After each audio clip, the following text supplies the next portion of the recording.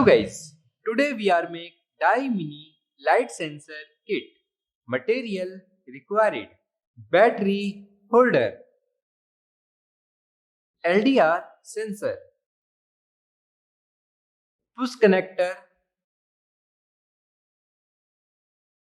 LED light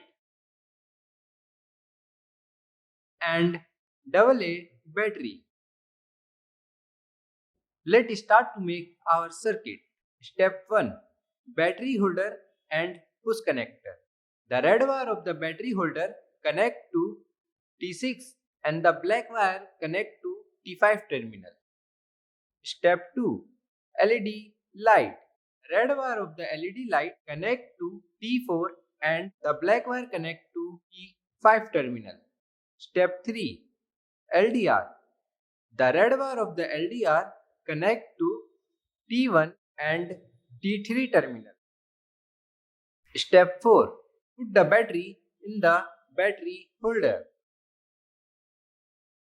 Function: after completing our circuit, when the lights come on the surface of the LDR detect it and the LED will be start glowing. You can see our circuit working properly.